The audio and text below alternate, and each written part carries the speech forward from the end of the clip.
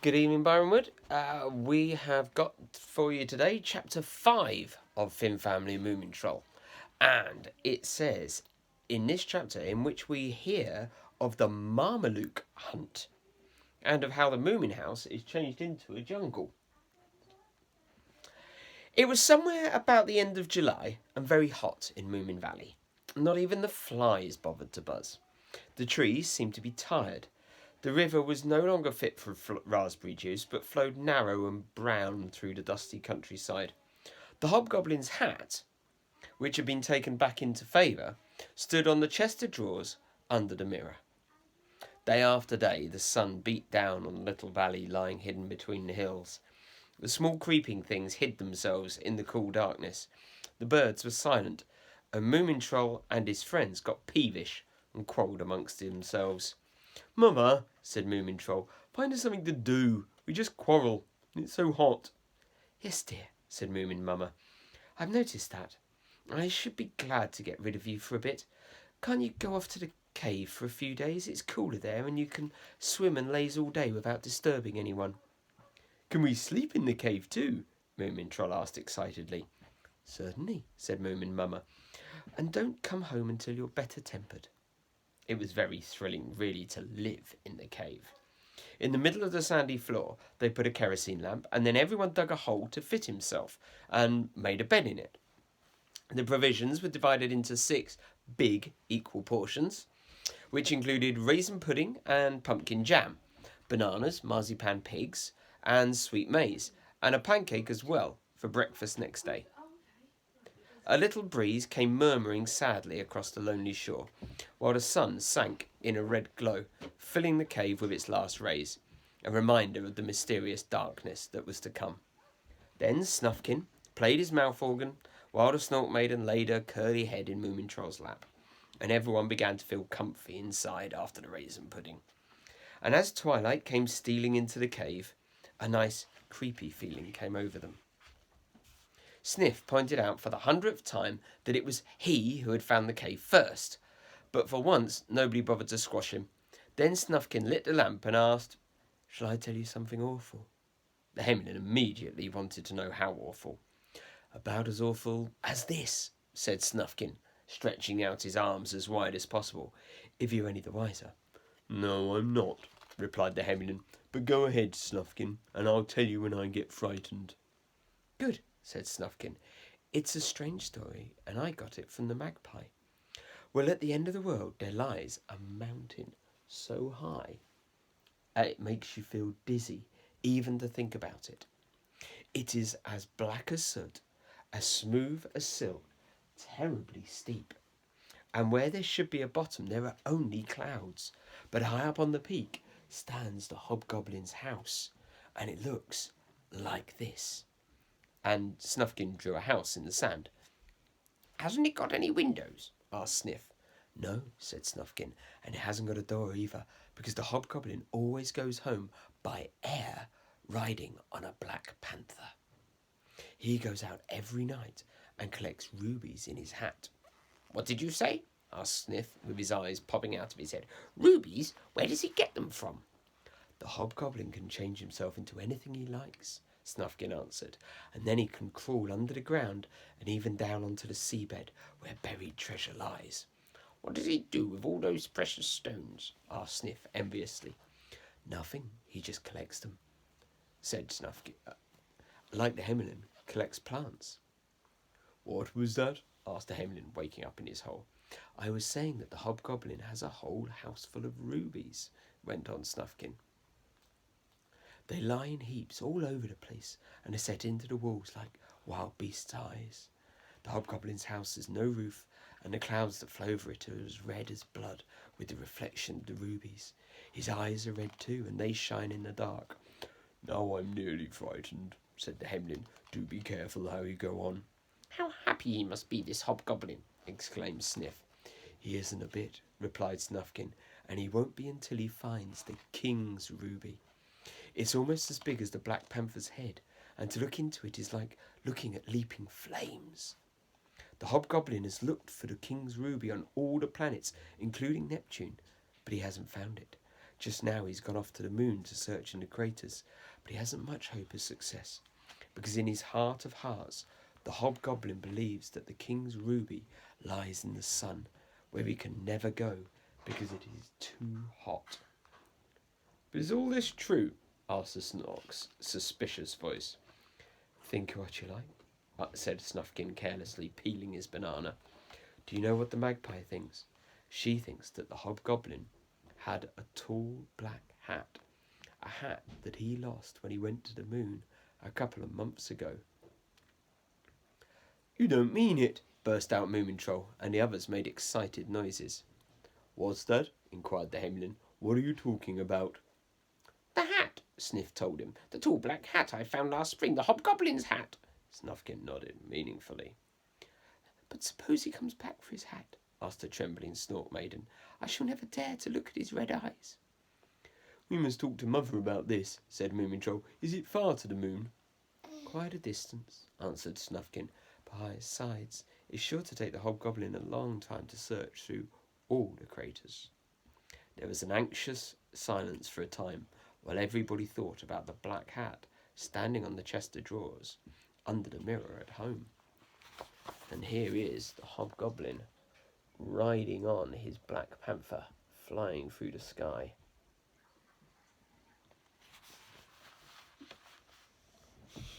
Turn up the lamp a little, quavered Sniff. Suddenly the Hemlin jumped and said, Do you hear anything there outside? They stared towards the black mouth of the cave and listened. Soft pattering sounds. Could it be a panther's footsteps? It's only the rain, said Moomintroll. The rain has come at last. Now we'll sleep for a bit. And they crept into their sandholes and pulled the blankets over them. Moomintroll put out the lamp and, with the rain whispering outside, he floated off to sleep. The Hemlin woke up with a start. He'd been dreaming that he was in a small leaking boat, and the water had just reached his chin when, to his horror, the dream turned into real life. The rain had come through the roof during the night, and it had drained in absolute torrents into the poor Hemlin's bed. Misery me, he groaned. Then he wrung out his dress and went to look at the weather. It was the same everywhere, grey and wet and miserable. The Hemlin wished he felt like a bath, but he didn't. Yesterday it was too hot, and now it's too wet. I shall go in and lie down again, he said. Snork's sandhole looked quite dry. Look, said the Hemlin, it has rained in my bed.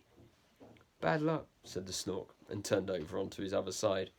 So I think I shall sleep in your hole, announced the Hemlin. But no snoring now. But the Snork only grunted a little and slept on. Then the Hemlin's heart was filled with a desire for revenge, and he dug a trench between his own sandhole and the Snork's. That was most unHemlinish, said the Snork, sitting up in his wet blanket. I'm amazed you had the brains to think of it. I'm a bit surprised myself, said the Hemlin. And now what shall we do today? The Snork stuck his nose out of the mouth of the cave and looked at the sky and the sea.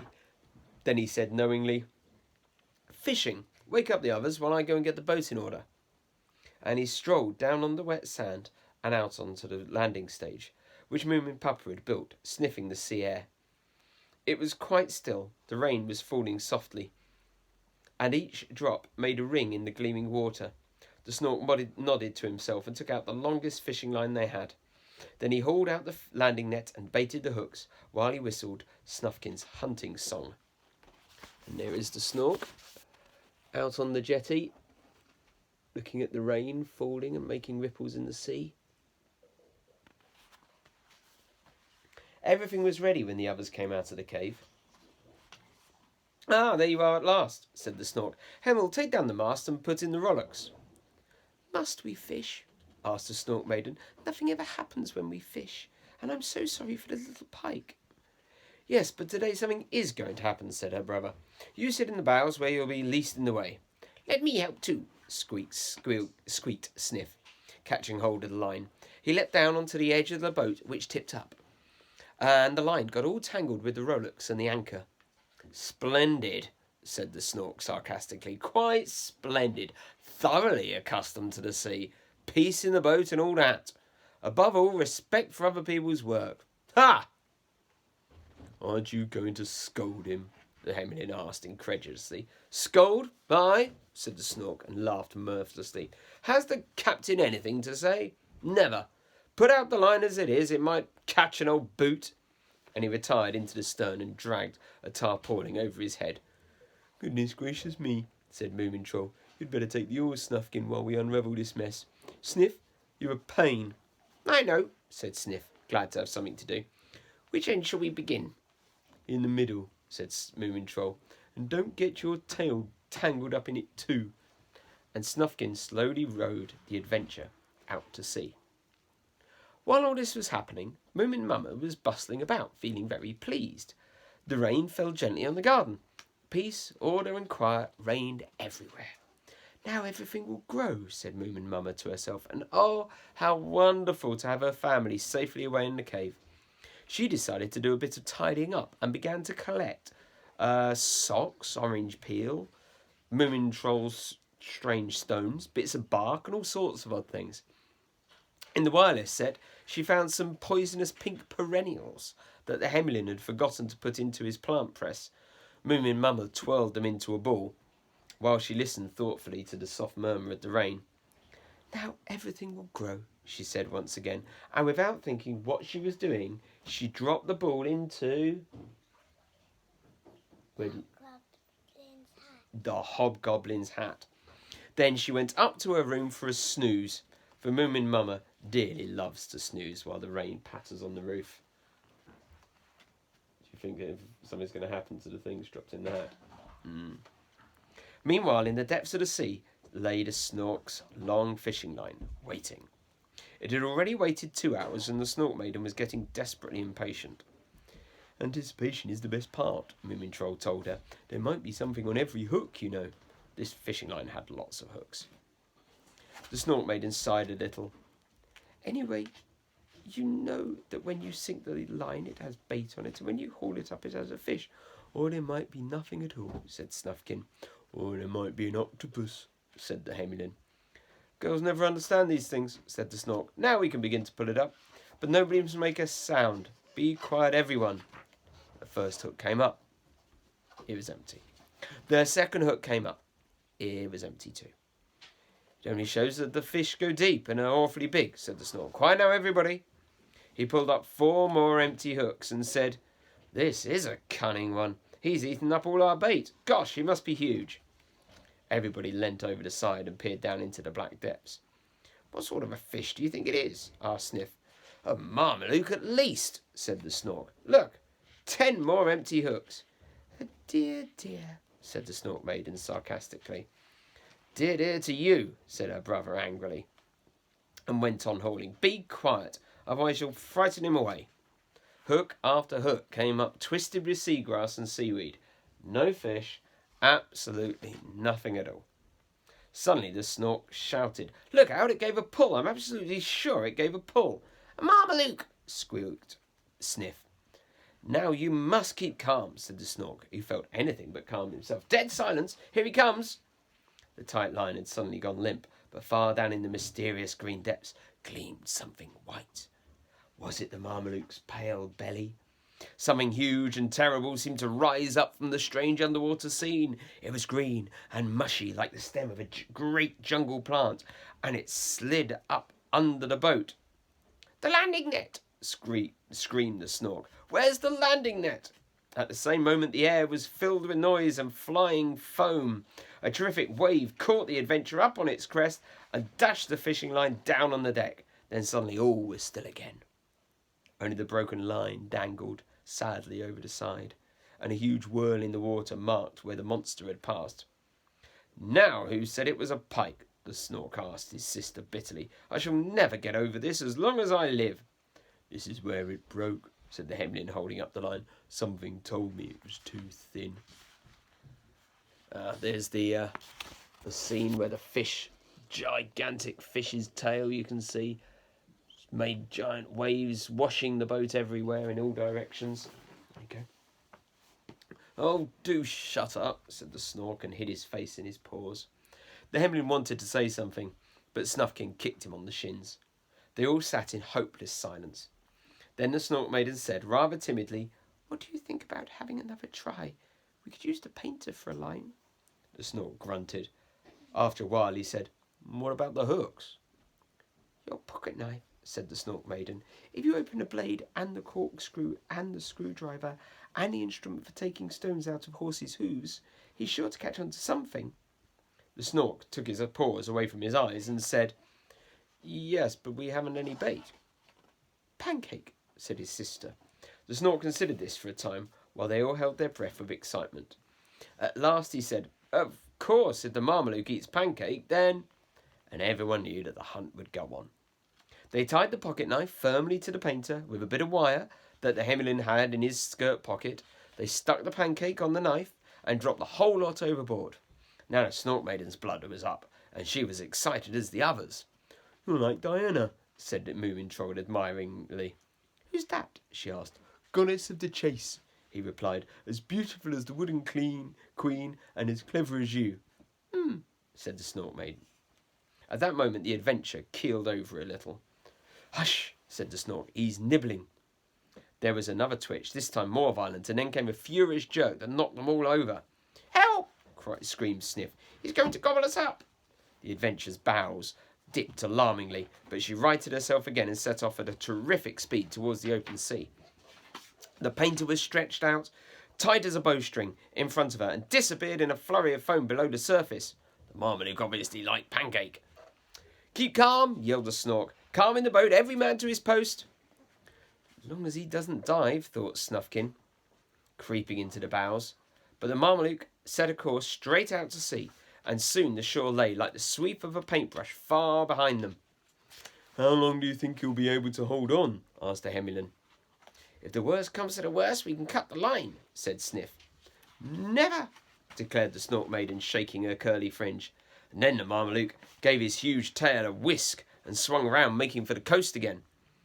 He's going a little slower now, shouted Moomintroll, who was on his knees in the bows. He's beginning to get tired. The Marmaluke was tired, but also begun to get angry. He gave the line a jerk and then tore off again so that the adventure rocked about in the most alarming way. Sometimes he lay quite still trying to fool them, and then suddenly he would set off with such speed that a tidal wave almost swamped them. So Snufkin took his mouth organ and played his hunting song, while the others beat time with so much energy that the deck shook. And then, when they had almost given up hope, the Marmaluke floated over on his back, turning his huge, lifeless belly up to the light. They had never seen such a big fish. They contemplated it for a moment in silence, and then the Snork said, Well, I got him at last, didn't I? And his sister proudly agreed. While the Marmaluke was being towed to land, it began to rain, and soon the Hemmelin's dress got wet through, and Snufkin's hat lost what was left of its shape, which wasn't much. It'll probably be pretty wet in the cave now, said Moomintroll, who sat freezing at the oars. Mother may be worried, he added after a while. You mean that we could sort of go home presently? Said Sniff, trying not to sound too hopeful. Yes, and show them fish, said the Snork. We will go home, said the Hemmelin. Strange adventures and getting wet and carrying on alone and that sort of thing. All very well, but they're not comfortable in the long run. So they put boards under the Marmaluke, and everyone helped to carry him through the wood. His wide-open mouth was so big that the branches caught in his teeth, and he weighed so many hundreds of pounds that they had to rest every few minutes. Meanwhile, the rain got worse and worse, until when they got to their valley, it hid the whole house. What about leaving him here for a bit? Suggested Sniff. Not on your life, said Moomintroll indignantly, and they plunged on through the garden. Suddenly the Snork stood stock still. We've come the wrong way, he said. Nonsense, said Moomintroll. Isn't that the woodshed? And down there's the bridge. Yes, but where's the house? Asked the Snork. It was most extraordinary. Moomin House had vanished. Quite simply, it wasn't there. They laid down the Marmaluke in front of the steps, at least that is to say where the steps ought to have been. Instead, but first, I must explain what happened in the valley while they were out on the Marmaluke hunt. Moomin Mama had gone upstairs for a snooze, but before doing so she'd dropped the ball of poisonous pink perennials into the Hobgoblin's hat in an absent-minded moment. The trouble was she should never have tied it up, really, for while the house lay deep in its after-lunch nap, the ball of poisonous pink perennials began to grow in a strange and bewitched fashion. It twisted slowly up out of the hat and crept down onto the floor. Tendrils and shoots groped their way up the walls, clambered down the curtains and blind cords, and scrambled through the cracks, ventilators, and keyholes. In the damp air, flowers came out and fruit began to ripen, and huge leafy shoots blotted out the stairs, pushed their way between the legs of the furniture, and hung in festoons from the chandelier. The house was filled with a soft rustling sound. Sometimes the pop of an opening bud could be heard, or the thud of ripe fruit falling on the carpet. But Moomin Mama thought it was only the rain and turned over onto her other side and went to sleep again. In the next room, Moomin Papa sat writing his memoirs. Nothing amusing had happened since he'd built the landing stage, so he went on with the story of his childhood. And this brought such memories that he nearly burst into tears. He had always been a bit out of the ordinary as a child, and nobody had ever understood him. When he got older, it was the same, and he'd had a frightful time in every way. Moomin Papa wrote and wrote, thinking how sorry everybody would be when they read his story, and this cheered him up again. And he said to himself, "It will serve them jolly well right." Just then a ripe plum fell onto his paper and made a big sticky blot. "Bless my tail," burst out Moomin Papa. "Moomintroll and Stiff must be home again." And he turned round to scold them, but nobody was behind him. Instead, he found himself staring at a thick bush covered with yellow berries. He jumped up, and at once blue plums rained down on him from every side. Then he noticed that a great branch was growing slowly towards the window, with green shoots sprouting out in all directions. "Hello!" yelled Moomin Papa. "Wake up, everybody! Come quickly!" Moomin Mama woke up with a start, and to her amazement saw that her room was full of small white flowers hanging down from the ceiling in leafy garlands. There she is, waking up in her bed. And as you can see, a jungle is dangling around her. See? "Oh, how beautiful," she said. "Moomintroll must have done this as a surprise for me." And she carefully drew aside the thin curtain of flowers by her bed and stepped onto the floor. "Hello!" Moomin Papa was still yelling on the other side of the wall. "Open the door, I can't get out." But Moomin Mama couldn't open the door into his room because it was completely overgrown with creepers. So she broke a pane of glass in her own door and with enormous difficulty squeezed through onto the landing. There was a small forest on the staircase, and the drawing room was a positive jungle. "Dear me," said Moomin Mama, "of course it's that hat again." And she sat down and fanned herself with a palm leaf. And the shoots grew up through the chimneys and climbed down over the roof, covering the whole of Moomin House with a thick green carpet. While out in the rain, Moomintroll stood and stared at the big green mound where the flowers went on opening their petals and the fruit ripened from green to yellow, from yellow to red. "It used to be here anyhow," said Sniff. "It's inside," said Moomintroll miserably, "but we can't get in and they can't get out." Snufkin went off to explore the green mound. There was no window or door, only a dense wild mass of vegetation. He took hold of a creeper, which turned out to be as tough as rubber and impossible to move. But as he went by, it threw a loop, as if on purpose, round his hat and lifted it right off his head. "More hobgoblinery," muttered Snufkin. "It's beginning to get tiresome."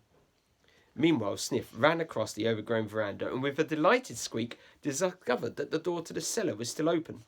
Moomintroll hurried after him and peered in through the black hole. "In with all of you," he said, "but hurry up before it gets overgrown here too." And they crawled into the dark cellar, one after another. "Hi," shouted the Hemlin, who was last. "I can't get through." "Then you can stay outside and guard the Marmaluke," said the Snork. "You can botanise on the house now, can't you?" And while the poor Hemlin whimpered outside in the rain, the others groped their way up the cellar steps. "You're in luck," said Moomintroll when he reached the top. "The door's open. It pays to be careless sometimes." "I'm the culprit," squeaked Sniff, "so you can thank me." As they pushed through the door, a remarkable sight met their eyes. The muskrat was sitting in the fork of a tree, eating a pear. "Where's Mother?" asked Moomintroll. "She's trying to get your father out of his room," replied the muskrat bitterly. "This is what comes of collecting plants. I've never quite trusted that Hemlin. Well, I hope the muskrat heaven is a peaceful place, because I shan't be here much longer." They listened for a moment to the sound of the enormous axe blows coming from upstairs. Then came a crash and a whoop of joy. Moomin Papa was free. "Mama, Papa," shouted Moomintroll, pushing his way through the jungle to the bottom of the stairs. "What have you been doing while I was away?" "Oh dear," replied Moomin Mama. "We must have been careless with the hobgoblin's hat again. But come up here, I found a gooseberry bush in the wardrobe." It was a thrilling afternoon. They played a jungle game in which Moomintroll was Tarzan and the Snork Maiden was Jane. Sniff was Tarzan's son and Snufkin was the chimpanzee, Cheetah, while the Snork crawled about in the undergrowth with huge teeth made of orange peel, pretending to be the enemy. Ask your mother how to make them, she will know. "Now I shall steal Jane away," he cried, dragging the Snork Maiden by the tail to a hole under the dining room table, so that Moomintroll, when he came to their house in the chandelier and discovered what had happened, had to lower himself to the ground on a creeper and dash off to the rescue. Then he produced a Tarzan roar from the top of the airing cupboard, and Jane and the rest of them roared back. "Well, things can't get much worse, that's one consolation," the muskrat groaned. He had hidden himself in a forest of bracken in the bathroom and had wrapped his head in a handkerchief so that nothing should grow into his ears. But Moomin Mama was quite unperturbed. Well, well," she said, "it seems to me that our guests are having a very good time." "I hope so," replied Moomin Papa. "Pass me a banana, please, dear." And so it went on until the evening. Nobody bothered about whether the cellar door was getting overgrown, and nobody even thought about the poor Hemlin. He sat, with his wet dress flapping round his legs, guarding the Marmaluke. Sometimes he ate an apple or counted the stamens on a jungle flower, but in the between, he mostly sighed.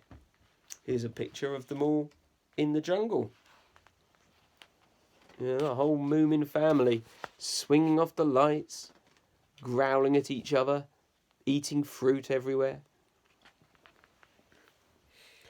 It had stopped raining and night began to fall. And at the moment that the sun went down, something happened to the green mound that was the Moomin house. It began to wither as quickly as it had grown. The fruit shriveled and fell to the ground. The flowers drooped and the leaves curled up. And once more the house was filled with rustlings and cracklings. The Hemlin watched for a bit, and then he went and gently pulled at a branch. It came off at once and was as dry as tinder. Then the Hemlin had an idea. He collected a huge pile of sticks and branches, went to the woodshed for matches, and then lit a crackling bonfire in the middle of the garden path. Pleased and happy, he sat himself down beside the blaze to dry his dress. And after a while he had another idea. With super Hemlinish strength, he dragged the Marmaluke's tail into the fire. Baked fish was the best thing he had ever tasted. Here he is, cooking up the big fish on his fire. See there? Thus it was that when the Moomin family and their friends pushed their way through the veranda and burst the door open, they found a very happy Hemlin, who had already eaten up 1/7 of the Marmaluke. "You wretch," said the Snork, "how can I weigh my fish now?" "Weigh me and add it on," suggested the Hemlin. It was one of his brighter days. "Now we'll burn up the jungle," said Moomin Papa. And they carried out all the rubbish from the house and made a bigger bonfire than anyone had ever seen in the valley before. The Marmaluke was baked whole in the embers and eaten up from tip to tail. But long afterwards there were quarrels about how long he had been. Had he stretched from the bottom of the veranda steps to the woodshed, or only as far as the lilac bushes? Tomorrow, on to chapter 6. See you tomorrow.